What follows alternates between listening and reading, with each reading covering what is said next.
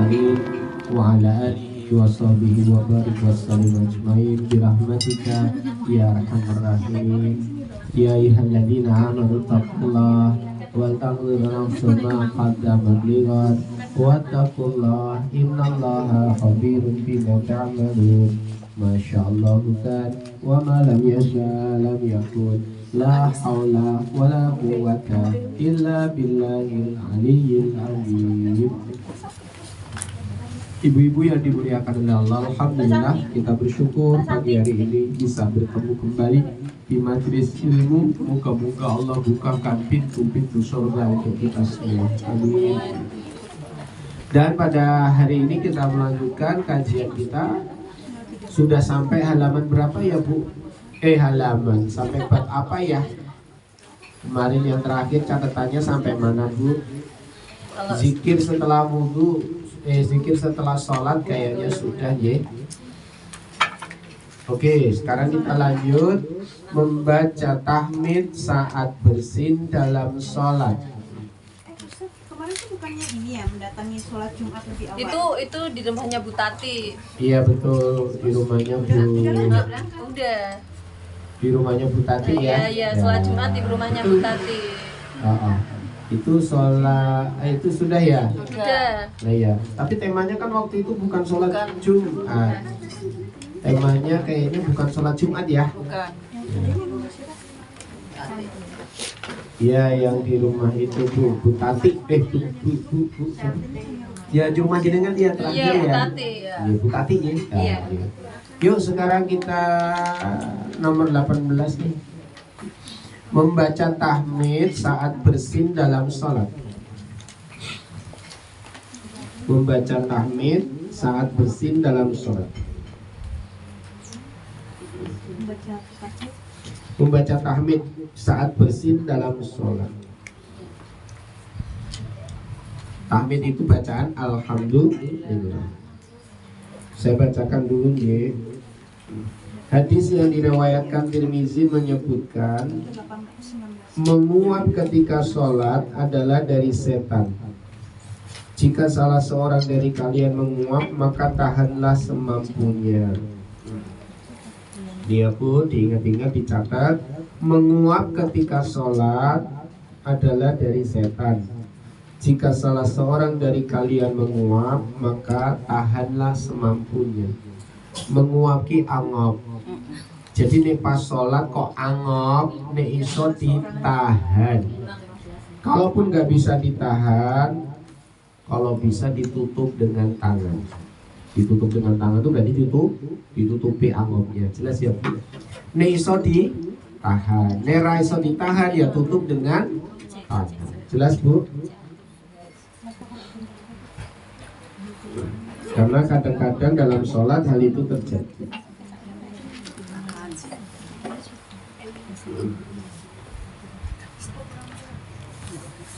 Nah, berikutnya ya Bu, ini yang penting. Namun jika kita bersin dalam sholat, lebih baik tidak ditahan. Iringi dengan kalimat tahmid. Jadi nek menguap angop nek iso ditahan, tapi nek bersin ojo ditahan, tetap aja bersin. Habis itu mengucapkan kalimat tahmid. Lagi sholat gitu Ustaz? Ya pas sholat. Dalam hati tapi? Bukan, yang mengucapkannya dalam dengan apa namanya? Ya dengan bibirnya alhamdulillah. Nih yo coba terbanter wong nek sholat jamaah yo ganggu jamaah liya. Jadi misalkan kita lagi sholat jamaah bersin, alhamdulillah. Nah gitu loh. Bu, saya ulangin ya. Jadi dalam sunnah kalau kita angop saat sholat, baik itu sendirian maupun berjamaah, kalau bisa ditahan. Nek iso ditahan tetap angop, ditutup dengan tangan. Kalau bersin saat sendirian, sholatnya sendiri nih, bersin, maka dikeraskan. Hajim, alhamdulillah. Baru kemudian melanjutkan sholat. Tapi kalau kita berjamaah, sholat berjamaah kan kanan kiri ada orang. Kita bersin, bacanya lirih atau dalam hati. Jadi bacanya lilit.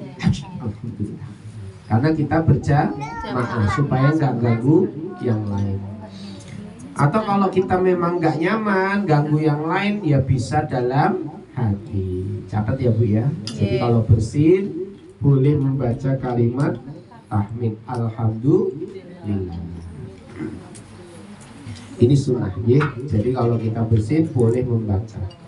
Lanjut Bu, bab selanjutnya nomor 19. Sholat subuh berjamaah.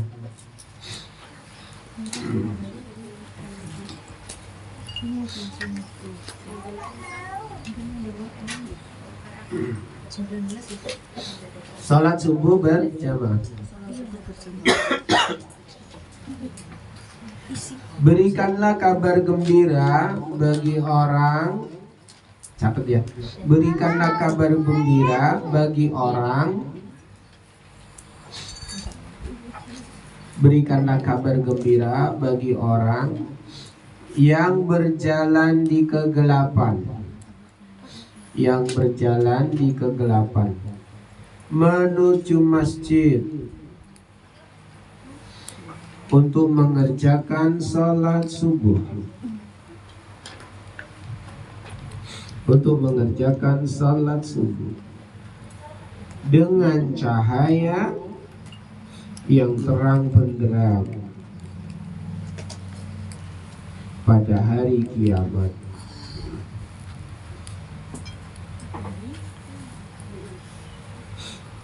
Ulangi, berikanlah kabar gembira bagi orang yang berjalan di kegelapan menuju masjid untuk mengerjakan sholat subuh dengan cahaya yang terang benderang pertolongan pada hari kiamat. Ini riwayat atau hadis atau gimana? Hadis Bu ada nih.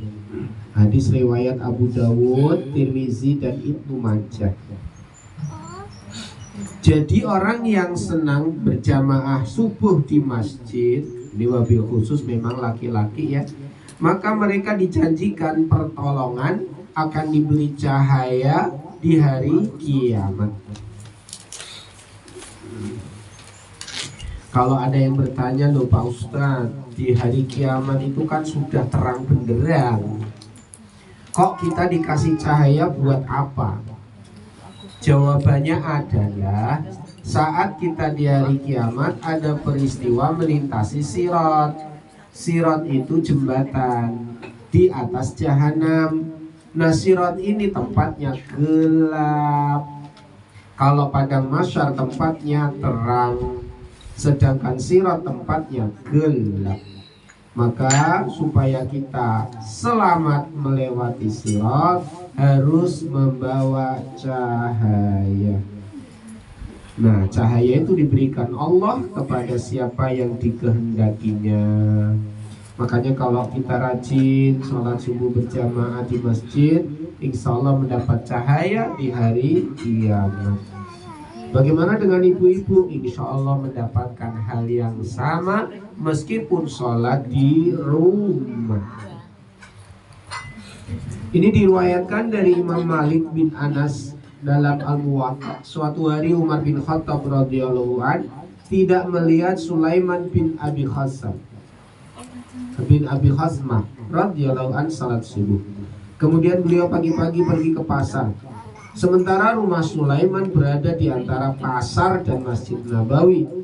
Saat beliau melewati Ashifa, ibunya Sulaiman, ia berkata, "Aku tidak melihat Sulaiman pada saat sholat subuh tadi." Maka ibu Sulaiman menjawab, "Tadi malam dia sholat malam sehingga ketiduran dari sholat subuh." Umar berkata, "Sungguh aku menghadiri sholat subuh secara berjamaah lebih aku cintai daripada sholat semalam suntuk." Nah ini Bu. Jadi kalau kita sholat malamnya banyak sekali, tapi kok malah orang sholat subuh, itu rugi. Jelas ya Bu ya. Lebih baik hadir di sholat subuh berjamaah dibandingkan sholat malam sepanjang malam. Jelas ya Bu. Jadi keutamaannya apa? Keutamaannya lebih baik sholat subuh berjamaah. Lagi ya Bu, dicatat nih. Barang siapa sholat subuh dia berada dalam jaminan Allah. Saya ulangi, ini dari Jundab bin Abdillah. Rasulullah bersabda, barang siapa yang sholat subuh maka dia berada dalam jaminan Allah.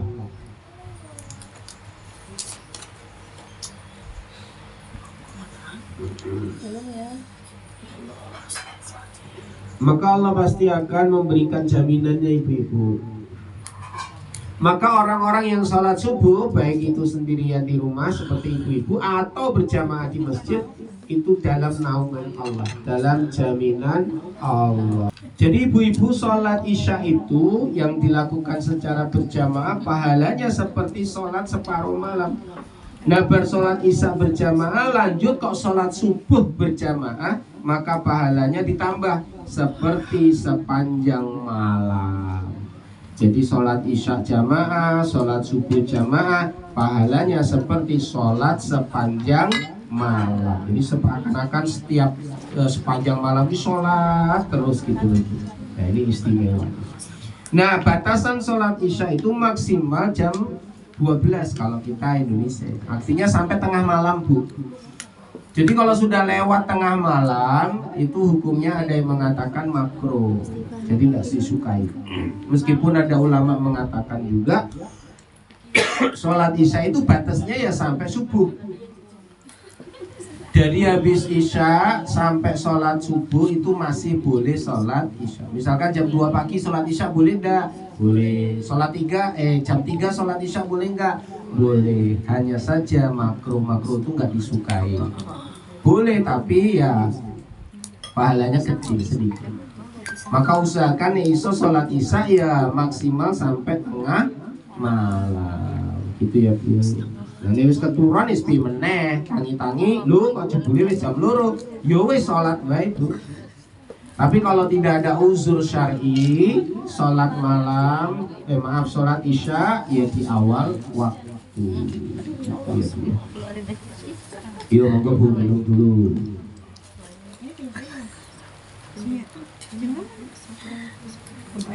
Maaf ya Bu, saya lagi flu. Jebres meler beli. Syafakallah Ustaz. Gimana? Syafakallah. Amin ya Allah. Sejak kemarin ini sudah kondisinya flu berat. Oke, ini sampai sholat isya berjamaah. Jadi kita kalau bisa diusahakan, kalau yang bapak-bapak lo ya Bu ya, iso ya sholat isya berjamaah. Sholat subuh yo berjamaah, karena sholat itu memiliki keutamaan luar biasa. Saya kasih tahu keterangan lagi Bu, sholat isya dan sholat subuh adalah sholat yang dibenci orang-orang munafik. Ini dicatat sih. Jadi sholat subuh dan sholat isya itu sholat yang dibenci orang-orang munafik. Orang munafik itu tidak senang, tidak suka dengan sholat isya, sholat subuh. Maka kalau orang kok nggak seneng sholat isya, rak seneng, sholat subuh rak seneng, ya ada tanda-tanda kemunafikan.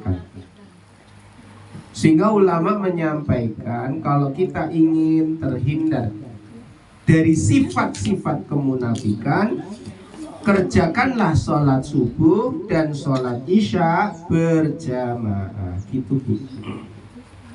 Ini khususnya apa ya? Janjane ya khusus laki-laki yang sholat di masjid. Kan kita udah jelaskan dulu ya.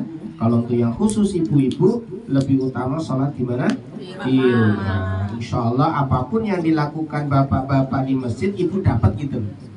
Jadi kalau ibu sholat subuh, sholat isya di rumahnya dijaga awal waktu, insya Allah terhindar dari kemunafikan. Sehingga mati tidak dalam keadaan munafik. Jelas ya Bu? Ini sholat yang istimewa, namanya sholat isya dan sholat subuh. Ustaz, kalau misalkan ini kan ada sholat fajar yang subuh itu ya. Iya. Nah itu misalkan kayak suami saya misalkan dia terburu-buru harus ke masjid gitu, terus belum sholat itu bisa nggak sesudah sholat subuh itu dilakukan. Makasih. Yang pertama, Kalau kita sudah terbiasa sholat qobliyah subuh, qobliyah subuh itu disebut sholat sunnah fajar. Sudah terbiasa ya Bu ya. Lah kok delalah tangi pas azan. Waduh pas azan tangi, habis itu ke toilet, wudhu, mangkat di masjid, wis iqomat, ora sempet sholat qobliyah, maka dia tidak usah mengerjakan sholat sunnah fajar, sholat sunnah qobliyah, tetap mendapatkan pahala qobliyah. Kenapa? Sudah terbiasa, itu kuncinya. Saya ulangi ya. Kalau kita sudah terbiasa, punya kebiasaan yaitu melaksanakan sholat sunnah, kalau tidak dikerjakan tetap dapat pahala. Satu. Yang kedua, maka dibolehkan oleh para ulama mengerjakannya setelah sholat subuh. Jadi bersolat subuh mengerjakan sholat yang tadi harusnya dikerjakan. Ya harusnya kan qobliyah subuh ada, tapi dia nggak ngerjain. Wah, orang ngerjakan rugi. Nah dia kerjakan setelah sholat subuh, hukumnya juga boleh. Itu sholat ba'diyah ya? Bukan ba'diyah namanya, ya pengganti. Namanya qadha. Di qadha itu diganti. Kudune qobliyah subuh karena wis kadung iqomat ra sempet, dia melakukannya setelah sholat subuh. Tapi catatan ngerjakannya di rumah. Ojo ning masjid, engko ning masjid yo lho piye iki subuh salat meneh. Nah, itu kan nggak boleh. Nanti malah timbul fitnah, jadi gosip dan seterusnya. Terus niatnya sholat apa tadi? Ya sholat qadha Bu, ganti. Namanya qadha, ganti. Jadi bukan ba'diyah ya, tapi sholat mengganti sholat fajar.